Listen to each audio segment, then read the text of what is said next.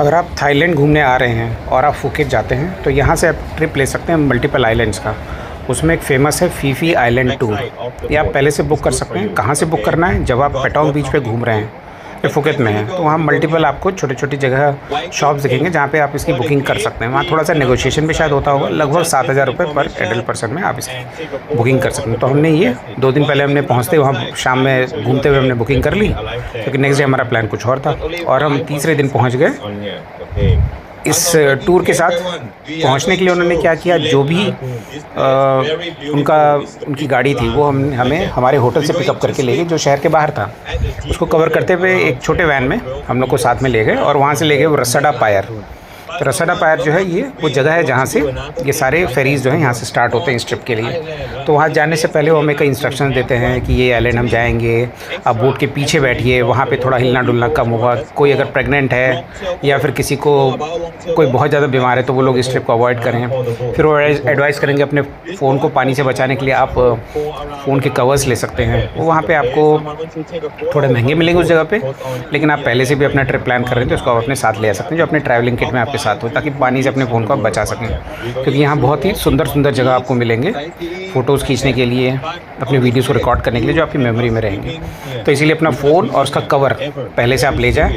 Trip की booking आप पहले से कर लें। ऑनलाइन भी बुक रेट से लगभग आपको यही पड़ते हैं, तो आप इसकी बुकिंग करके वहाँ जो है आप ईज़िली आप इस ट्रिप के साथ जा सकते हैं। यहाँ आपको इंस्ट्रक्शन देने के बाद बिठा के इंस्ट्रक्शन दिया जाता है, कुछ हल्का सा चाय कॉफ़ी और थोड़ा सा रिफ़्रेशमेंट दे के फिर यहाँ पे सारे इंस्ट्रक्शन के साथ फिर आपको जो है टिकट्स वगैरह चेक करके हाथ में बैंड पहना के फिर आपको जो है फेरी की तरफ ले जाया जाता है। हमें वहाँ पे काफ़ी देर वेट करना पड़ा अपने टाइम से, लगभग 1.5 घंटा।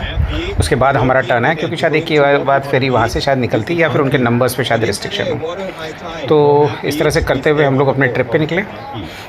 अपना फ़ोन संभाल के रखें, फ़ोन का कवर साथ में रखें, साथ जाने से पहले अपने कुछ कपड़े रखें साथ में चेंज करने के लिए। वहाँ पे एक छोटा सा बाथरूम आपको मिल भी सकता है, नहीं भी मिल सकता है, जहाँ बड़ी मुश्किल होगी आपको चेंज करने में, तो एक टॉवल वगैरह साथ में रख सकते हैं। एक अलग से बैग रख लीजिए जिसमें आप अपने गीले कपड़े रख सकें जब आप इसको चेंज करें। और कई बार पानी में उतरना जाना होगा आपको कई एक्टिविटीज़ के लिए।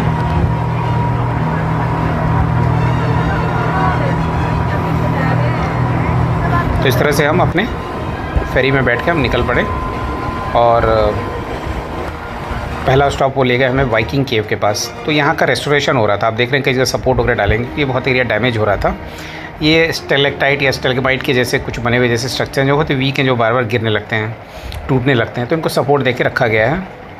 क्योंकि ये सुंदर जगह बार बार आने जाने से और लोगों के आने जाने से, शिप्स के आने जाने से, लोगों के आने जाने से ये डिस्टर्ब होती है और डैमेज होती है। और यहाँ पे थोड़ा सा एक लगून, पिले लगून पे वो ले गए हमें और यहाँ पे उन्हें लाइफ जैकेट देके उन्होंने कहा कि आप जब पानी में उतर जाइए तैरने के लिए तो लाइफ जैकेट के बाद आप निश्चिंत रहिए। तैरना नहीं भी आता हो तो आप इजीली तैर सकते हैं। बैक पे फ्लोट करना आसान है, मैंने भी इसका एंजॉय किया, कई ज़्यादातर लोगों ने एंजॉय किया, अपने बच्चों के साथ भी हमने एंजॉय किया।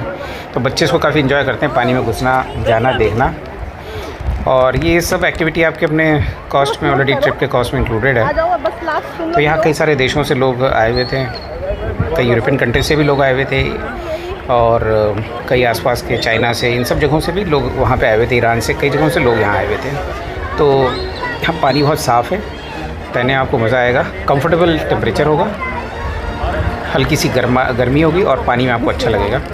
तो ये सब कुछ देर एक्टिविटीज़ करने के बाद, एंजॉय करने के बाद फिर वो सीटी बुला के आपको बुला लेते हैं और हमेशा वो ट्रैक रखते हैं कि कौन कौन लोग वहाँ पे उतरे। एक और बैंड पहना दिया जाता है, उस बैंड को फिर वापस लिया जाता है जब आप वापस फेरी पे वापस आते हैं।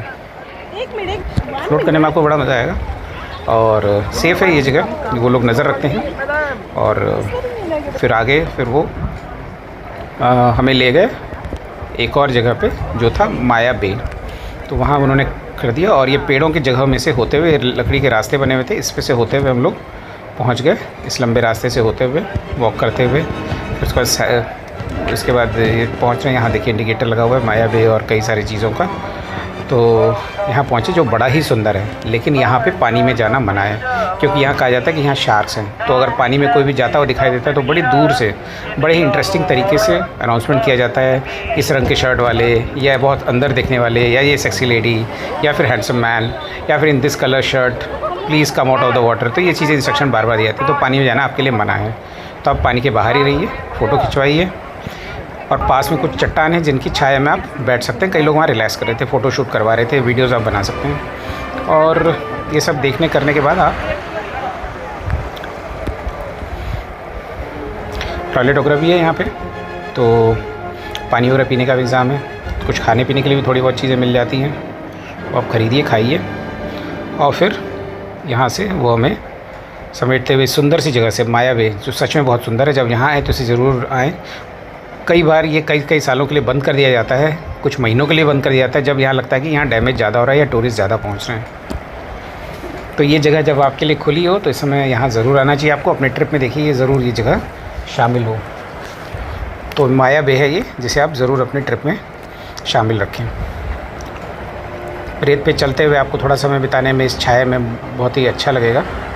और इस तरह से देखते हुए फिर वापस इसी लकड़ी के बने हुए रास्ते से आप आ सकते हैं। रास्ते में टॉयलेट्स हैं, कुछ खाने पीने की जगह है। या आप करते हुए आप अपने दिए हुए टाइम पे आप अपने शिप पर वापस फेरी में वापस पहुंच जाइए।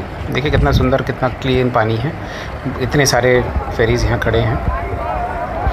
और फिर एक जगह और आपको ये उतार देते हैं, जहाँ पे आपको स्नॉर्केलिंग किया जाता है, यानी आपको चश्मा दे दिया जाता है और एक मुंह में रखने का एक सिस्टम दे दिया जाता है, जिससे आप सांस ले सकें। वो पानी के ऊपर निकला हुआ रहता है। ध्यान से देखें तो एक पाइप सब सर के ऊपर निकला हुआ है, जिससे आप सांस ले सकते हैं। और उसको मुंह में रखते हुए, मुंह से सांस लेते हुए आपको अंदर पानी में देखना होता है, जहाँ बहुत ही अंदर जो है समुद्र का सतह है और मछलियाँ और ये सब चीज़ें आपको, कोरल्स, ये सब आपको दिखेंगे।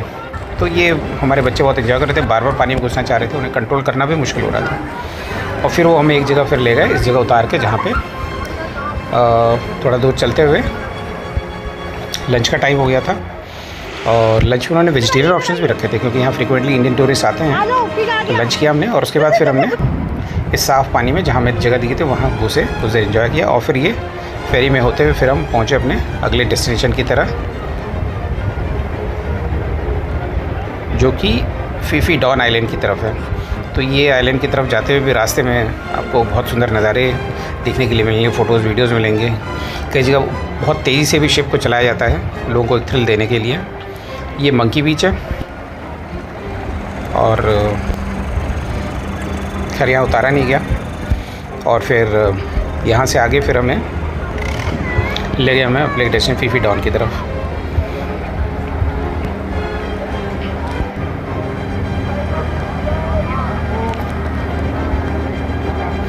फीफी डॉन में आप पहुँचेंगे तो वहाँ पे थोड़ा सा कमर्शलाइज एरिया है, और काफ़ी सुंदर नज़ारे हैं। पत्थर उत्थर हैं, कुछ लेटने की जगह बनी हुई हैं, छतरियाँ लगी हुई हैं। इन जगहों पे आप फ़ोटो शूट कर सकते हैं। बड़े सुंदर पैटर्न में चट्टान वगैरह, पत्थर वगैरह हैं जिनके साथ आप फ़ोटोज़ ले सकते हैं। कुछ खाने पीने की चीज़ें हैं, थोड़ी बहुत शॉपिंग आपको करनी हो, बैग हो, टी शर्ट हो, पैंट हो, छतरी हो, ऐसी कुछ चीज़ें आप यहाँ पे छोटी मोटी चीज़ें शॉपिंग कर सकते हैं। इस तरह हमारा ट्रिप ये शाम तक ख़त्म हुआ।